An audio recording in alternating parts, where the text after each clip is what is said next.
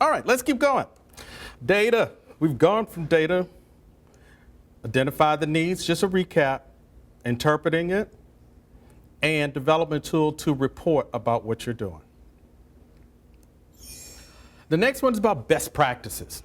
Oh, best practices. A lot of districts are using different things, but best practices make a big difference if you're implementing them to help with school improvement goals and action steps, and then assess what you're doing. So I want to show you a couple of things. And the first one is, if we were going to plan for a guide to include steps, goals for curriculum, as well as staff development, timeframes, resources, audience, and we had to use a tool, and I want your help. I need you to give me a response back. If you said, okay, we're going to develop a tool for our district to plan how we're going to do training, what we're going to look at, what benchmarks we're going to do, what would you like to see in that tool? You got to have a timeline, right? Next. You want to say something, Amy? Go ahead.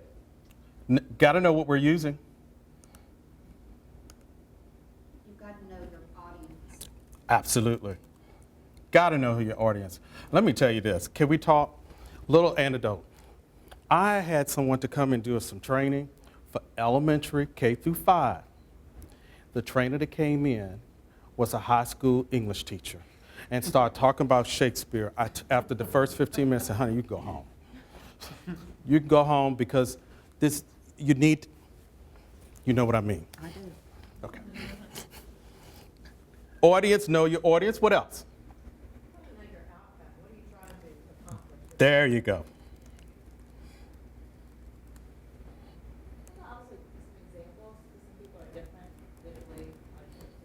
We could keep going on and on with some additional ones. Let me show you a tool that we developed.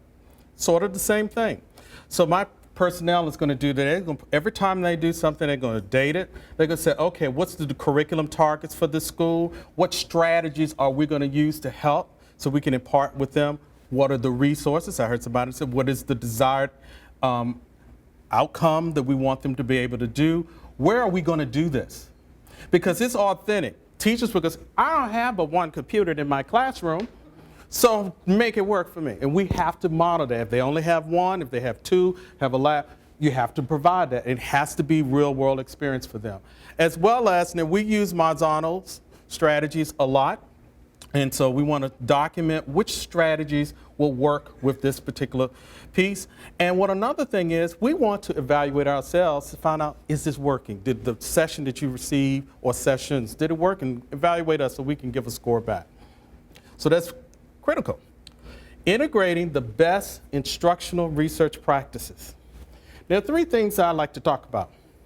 The NET standards, if you hadn't heard about that. And that's the national standard. ISTE standards are critical. They just changed them, and I love the new standards.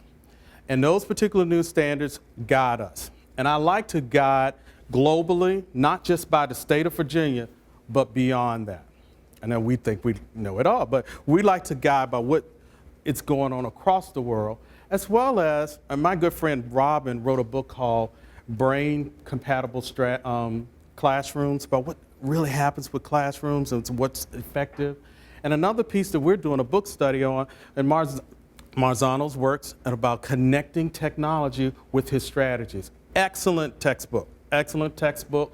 It's really good. And using best strategies. Now I will tell you this, we have now gone through Bill Daggett's material of rigor, relevant, and relationships, and now we're moving about providing lessons that's always in quadrant D. Always in quadrant D. Best practices, make it work. Good data. Invest in your people. Your people. They are critical. Every person, and I believe this, every teacher who's sitting in front of a child, that's somebody's child. And what they're doing in the classroom is important. So I'm going to talk about something about humanware. You probably say, what is that? What is that? A couple of y'all know what that is. But what is that? We have made investment in hardware. What's another one? Software. Ah, you're so smart. And guess what we need to be investing now? Humanware. Humanware. because what's happening with our people and what they impart to the children makes a huge difference. And the teachers deserve high quality professional development all the time to reshape instructional practices, especially if you want to make a change. So let me show you a couple of things. Align the workshops to the curriculum. It's not enough just to offer a Microsoft Office for teachers. That is just not going to do it anymore. Can we talk? Microsoft Office for teachers, such and such for teachers, da, da, da. Whatever your state is, whatever the needs are, we need to start calling our workshops exactly what teachers need. And we need to connect it to what our focuses are for the entire district and the school. I would tell you there's a book by Rich Allen called Train Smart, and he goes through a framework of 5 steps, and you see that picture over there. And that 5 framework is just excellent. Now I'll talk about Fred. I always have to teach. Love to teach, love working with kids. And I was using a program called Reading for Meaning. Anybody heard of that? Using the program Reading for Meaning. And the principal said, you're going to have grades 3, 4, and 5, Fred. She gave me 2 days. I can handle that. She gave me 2 days, and we're going to work on language arts. And I want you to incorporate our balanced literacy program. I want you to incorporate da-da-da-da-da-da-da.